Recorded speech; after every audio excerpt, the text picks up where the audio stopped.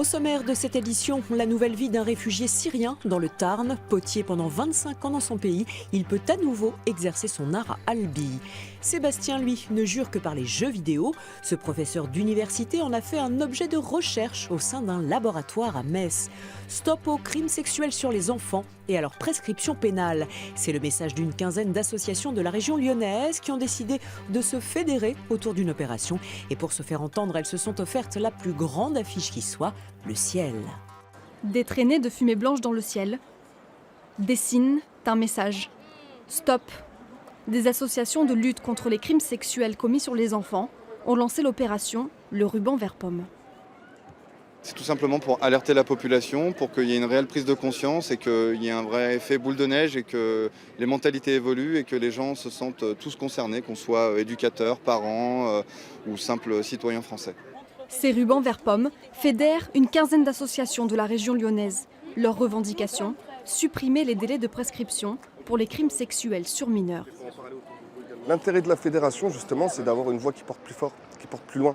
Parce qu'aujourd'hui, on agit chacun dans notre coin. Et l'objectif de fédérer autant d'associations, c'est justement d'avancer et de créer vraiment un véritable mouvement citoyen pour que tout le monde ouvre les yeux, tout le monde se lève et tout le monde dit stop à la prescription. Stop à toutes ces violences sexuelles sur les mineurs. Stop, faites quelque chose. Si les inscriptions dans le ciel sont éphémères, l'opération Le ruban vert pomme n'est pas limitée dans le temps. Elle continue sur les réseaux sociaux. C'est la crainte de toutes les communes rurales, voir disparaître les services de proximité. En Dordogne, un village s'inquiète de la vente prochaine des locaux de la Poste. Élus et habitants ont décidé de se mobiliser. Comme son nom l'indique, le bar de la Poste se situe face à la Poste. Enfin, jusqu'à présent, car ici à Saint-Léon, 2000 habitants, la Poste cherche à vendre les murs de son bureau de poste. De quoi inquiéter la population. J'ai tout à la Poste. C'est la banque, j'ai tout à la Poste et puis de l'argent que je vais chercher et tout ça. La Poste a toujours existé et les personnes âgées ici, elles ont toutes leur livret à la Poste, quoi. Des craintes donc, et pourtant la Poste assure ne pas vouloir abandonner Saint-Léon.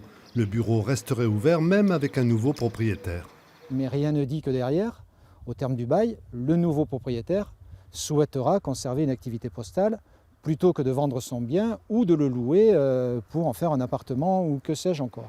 Un maire soupçonneux, déjà échaudé en 2015 par une modification inappropriée selon lui des horaires d'ouverture. À l'encontre des souhaits de la population, la Poste nous avait purement et simplement fermé le bureau le samedi matin et le jeudi matin. Et cette Poste serait bien utile le jeudi car c'est jour de marché à Saint-Astier, le bourg voisin. L'opération immobilière que cherche à réaliser la Poste à Saint-Léon contribuerait à moderniser les bureaux existants. C'est du moins la version officielle. C'est bien de récupérer du cash, comme ils disent, hein. Sauf que c'est vrai que c'est facile parce que c'est quand même l'immobilier de la Poste, c'était un bien public. Toutes ces acquisitions ont été faites par les deniers publics et aujourd'hui, donc, c'est une entreprise privée qui récolte ses fruits.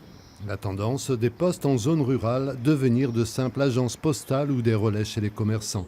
En Dordogne, ils s'en dénombrent 158, un chiffre qui dépasse désormais celui des bureaux de poste traditionnels.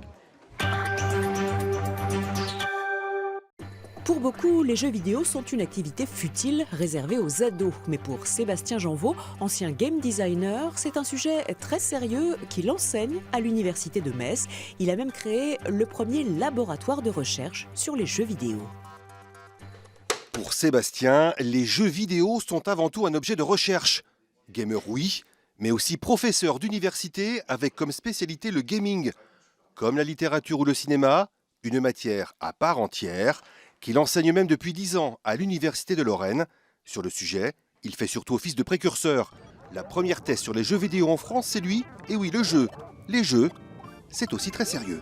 C'est vrai que le jeu vidéo a souvent eu l'image d'un loisir pour adolescents, hein, et un peu abrutissant, avec de nombreux débats dans les médias sur la violence, sur l'addiction. Donc légitimer le jeu vidéo comme objet de recherche, c'est aussi d'une certaine façon un combat.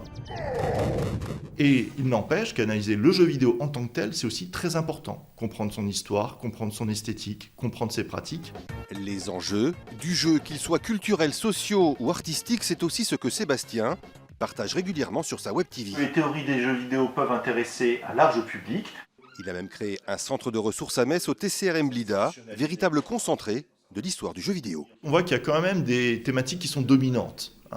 Ça, faut pas se le cacher, thématiques liées à la guerre, au combat, au conflit, ou même certains types d'émotions comme la colère, la peur, l'angoisse. Devant un film, c'est assez fréquent de pleurer, ça peut arriver. En revanche, devant un jeu vidéo, qui a déjà pleuré? Alors ça existe, il y a des jeux vidéo qui font pleurer, mais c'est vrai qu'ils sont encore très minoritaires. Prochaine étape pour Sébastien, la création d'un master spécialisé en études du jeu numérique à l'Université de Lorraine. Ouverture prévue à la rentrée 2018. Il a fui la Syrie en guerre pour se réfugier en France. Wael Al-Zali est un homme heureux. Il a retrouvé la paix et surtout son métier de potier qu'il exerçait dans son pays.